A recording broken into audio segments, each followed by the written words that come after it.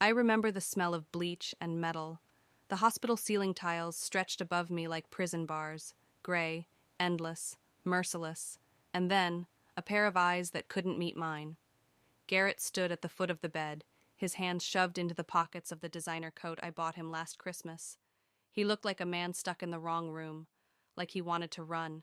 I wanted to scream, to move, to feel, anything. But all I could do was stare at the man I thought I'd marry and wait for him to say something.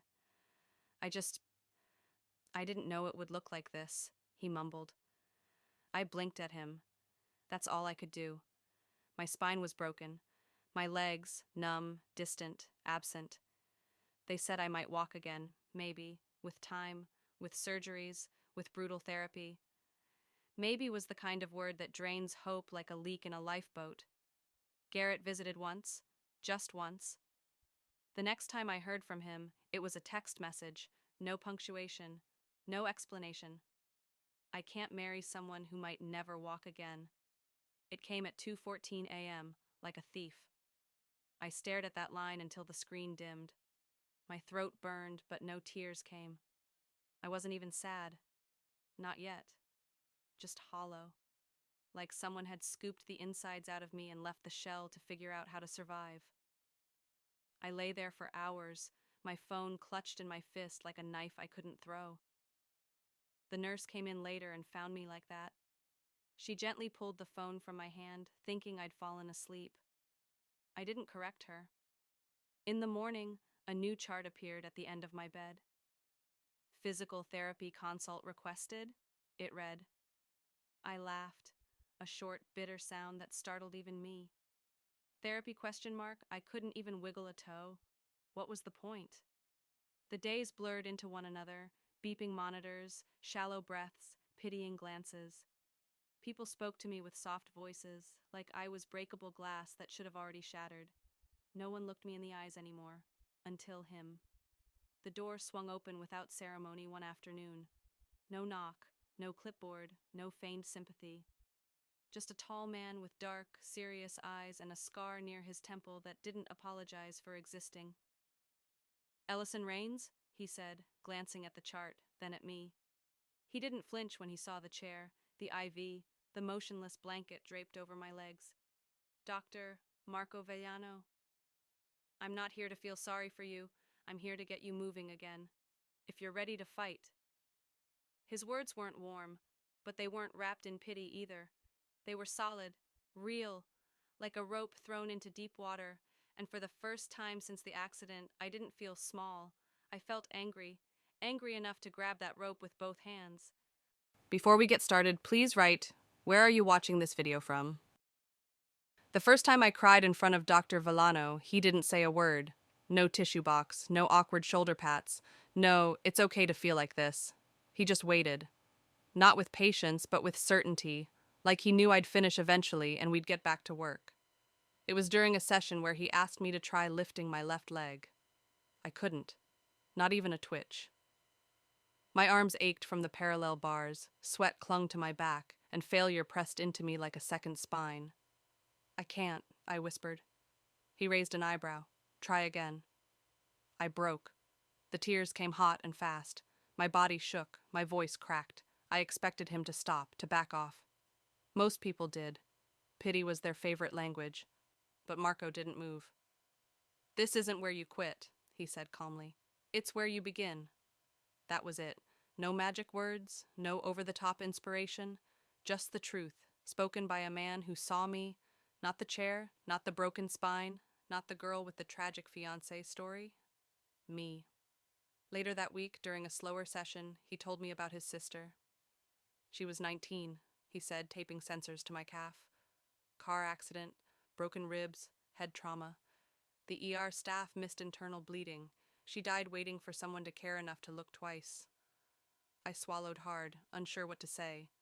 He continued, voice low but steady. That's why I don't flinch. I don't do pity. I do work. I see pain every day. Yours isn't too big for me. It landed like thunder. He wasn't some saint. He was forged in the same fire I was now crawling through. Maybe that's why I started pushing harder, because in his presence, I didn't feel like a patient. I felt like a person who still had chapters left to write. After 3 weeks, I could move my toes. A week later, I managed to stand for 12 seconds with assistance. Every milestone felt like stealing something back from the wreckage. Marco nodded when I succeeded. Never celebrated, never overpraised, just acknowledged it with that steady, unwavering gaze, like he expected it all along. He made me believe I wasn't broken, just rebuilding. That night, I was wheeling myself back to my room after a session when I saw the envelope. Cream-colored, gold trim, my name handwritten in looping calligraphy. At first, I thought it was from the hospital board or maybe an old friend. But then I opened it. Garrett and Isabel joyfully invite you to their wedding. Saturday, April 8th, 3 p.m., Willow Lane Vineyard.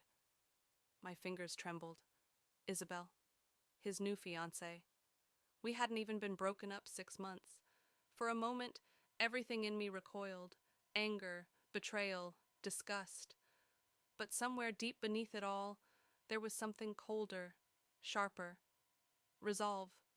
Let him marry whoever he wants. I was learning how to walk again. I sat on my hospital bed staring at Garrett's invitation like it was a bomb I couldn't disarm. April 8th. That gave me just over 2 months. 2 months to learn to stand, maybe even walk.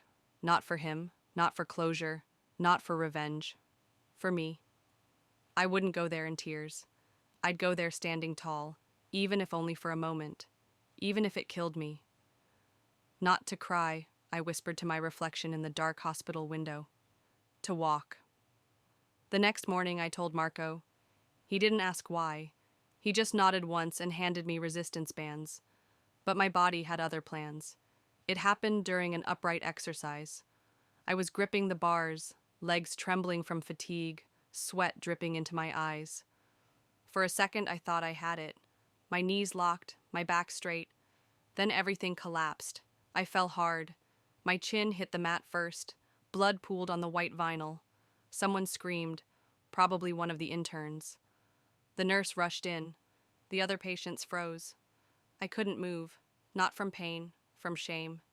Humiliation drenched every inch of me. I waited for the words I always hated. Maybe it's time to rest. You've done enough. Be realistic. But Marco knelt beside me and said, simply, "You okay?" I looked up at him, tasting blood in my mouth. "I'm humiliated," I croaked. He nodded. "Good." "Good?" I spat. "It means you still care who's watching. That means you're not done."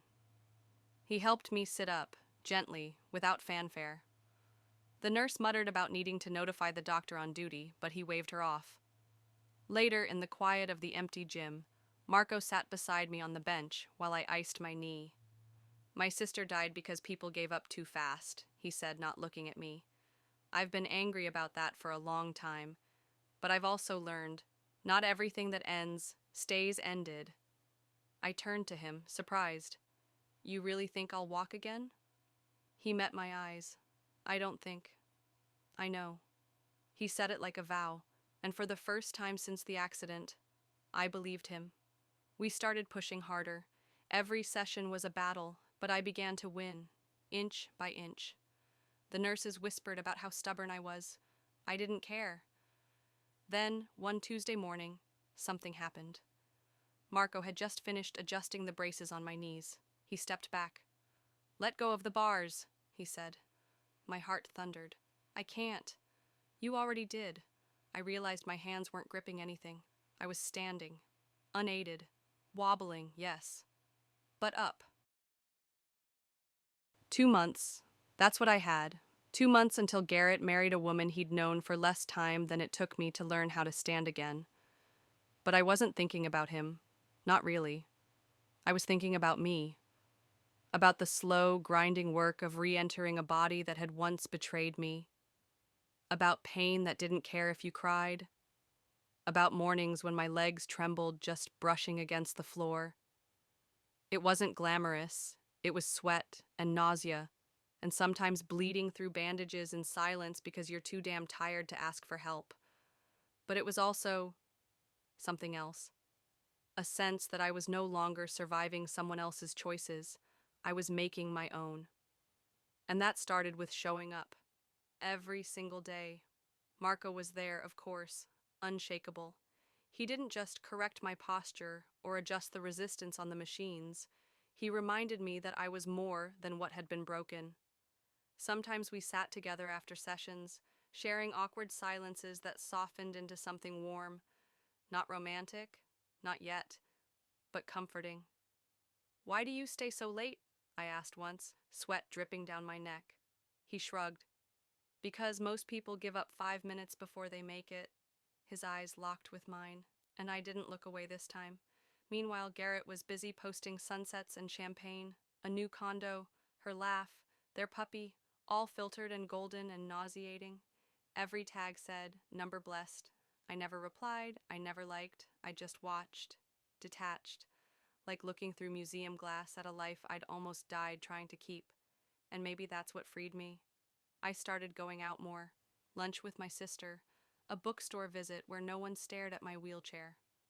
I laughed again, out loud. I even let Marco touch my hand without flinching, just once, just enough. "I think you're stronger than before," he said quietly, almost like he didn't mean for me to hear it. I did, and I believed him. Then one evening, I did something that surprised even me. I went shopping. Not for groceries, not for new pillows for the therapy bed, for a dress. I wanted to wear something that didn't say, "Look what I survived." I wanted something that said, "Look who I became." Midnight blue, clean lines, a low back, and shoes, real shoes, with a slight heel. I took them home and laid them gently across my bed, next to the unopened wedding invitation, still mocking me from the nightstand. I sat beside the dress, let my fingers trail over the fabric, and imagined myself walking in it, not gracefully, not flawlessly, but walking. Then I tucked the invitation under the box lid and whispered, "See you soon." The second I stepped out of the car, my knees almost buckled. Not from weakness, from memory. This was the same hotel where Garrett and I once slow danced under paper lanterns, where he kissed my temple and promised forever. Back when forever didn't come with a wheelchair or a feeding tube. Back when he still meant it. Now I stood here, in heels. The dress was midnight blue, sleek, no sleeves. I'd picked it deliberately. No one would see a victim tonight. No one would look at me and see pity. I'd burned through too many nights crying over that man. This wasn't for Garrett. This was for me. I took a step, then another. The heels clicked against the marble floor, a sound that made someone inside the ballroom turn their head, and then another. Whispers started before I even pushed the door open. And when I did, silence. Every eye in that over-decorated, overly perfumed ballroom turned to me. Haley's mouth fell open. Garrett looked like someone had sucker-punched him in the gut. Even the violinist fumbled the notes. I smiled. Not a soft smile, a knowing smile. One that said, "Yes, I lived. And yes, I rose." I walked, slowly, carefully, deliberately, past their shock, past my ex's betrayal, past Haley's smugness. I didn't need a spotlight. Their stares were enough. As I passed Garrett, I caught the flash of panic in his eyes. He leaned in to whisper something to Haley, and I heard her hiss, "She's doing this for attention." I didn't even blink. Let them talk. Let them choke on their own discomfort. I sat down at the end of the aisle, my legs shaking beneath the table. No one saw. I made sure of that. Then came a voice behind me, calm, familiar, strong. "You walked like you were never meant to do anything else." I turned, and there he was, Dr. Marco Vellano, my physical therapist, my anchor, the one man who never looked at me like I was broken. But tonight, he wasn't wearing scrubs. He was in a tailored tuxedo, dark tie, eyes locked on mine like the rest of the room didn't exist. "Marco," I breathed. He smiled slightly. "Didn't expect to be impressed tonight. But here we are." My pulse kicked. "I didn't know you were invited." I was asked to stand in as best man. Long story. I blinked. You're Garrett's best man? He nodded and his gaze softened. Not for much longer. I couldn't breathe for a second. He reached out, not to touch, just to steady the space between us. You look like the storm passed through you, and you survived. I wanted to cry. Instead, I smiled. I'd forgotten what it felt like to be seen without being pitied. This was going to be a long night, and I was finally ready for it. The champagne glass felt too delicate in my hand, like it might shatter if I breathed wrong. Marco stood at the front of the ballroom now, the best man. He raised his glass, eyes sweeping the crowd. To love, he said calmly, the kind that stays when things get hard. The kind that doesn't run at the first sign of fear. I felt the air tighten. Haley shifted uncomfortably. Garrett froze. Marco's voice didn't waver. To those who know strength isn't about walking away, but standing by. To the ones who hold your hand when life knocks you down, and believe you'll stand again, even when you don't. Every word sliced clean. He wasn't naming names. He didn't have to. The entire room knew exactly what he meant, and so did Garrett. I looked at my ex-fiancé.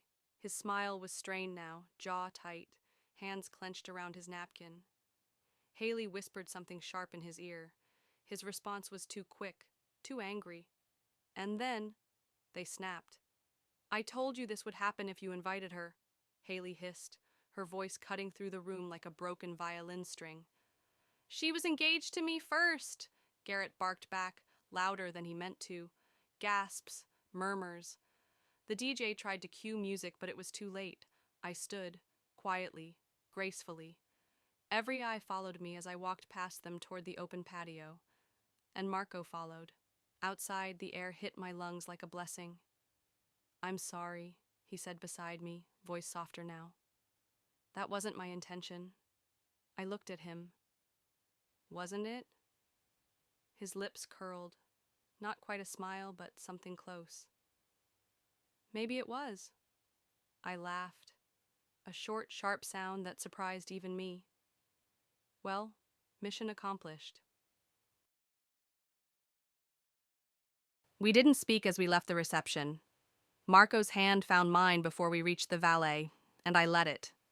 It wasn't a grand gesture, just solid, steady, real. No words, no pressure. He simply walked beside me like he'd been there all along. I watched the lights of the venue fade behind us in the rearview mirror. The music, the murmurs, the judgment, all of it slipping away into the darkness. I didn't feel vindicated. I felt free. The night air tasted like clarity and peace. Somewhere along the drive, my mind drifted back. Not to Garrett, not to the accident, but to the first time Marco looked at me without pity. It had been a Tuesday, my third fall that week. I'd been bleeding from both palms, humiliated, furious, done. And he'd crouched beside me and said, "You don't have to impress anyone, just don't quit." He never rescued me. He never made promises. He simply reminded me I was still in here. The girl who laughed too loud, hiked solo at 21, dared to dream of running her own clinic. I'd forgotten her, but he hadn't.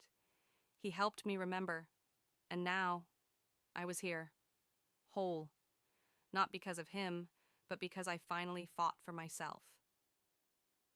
6 months later, the clinic smelled like lemon disinfectant and hope. I stood just beyond the welcome desk, clipboard in hand, watching a nervous young woman being wheeled in by her mother. The girl looked around like the floor might vanish beneath her, like I once had. "Is this where I'm supposed to start over?" she asked softly. I stepped forward. "No," I said, smiling gently. "It's where you remember who you are." The staff knew me now, not as a patient, but as a consultant. Someone who'd sat in those chairs, someone who'd fallen, bled, doubted, and risen. Not a miracle, not an exception, just a woman who kept going. I walked with the girl down the hall, no limp, no brace, just quiet confidence in every step. She glanced sideways. Were you ever scared? I nodded. Every day. But fear isn't the end. It's just the first door. We reached the therapy room. Sunlight poured across the mats and bars like a silent blessing. Behind me, Marco waited near the reception desk, reviewing paperwork. He looked up, caught my eye, and smiled. Not the kind that asks for anything, just the kind that says, "I see you." And I smiled back. Because I wasn't here to be seen anymore. I was here to show others the way out. In the end, I didn't need to walk down the aisle. I needed to walk into my life. And I had.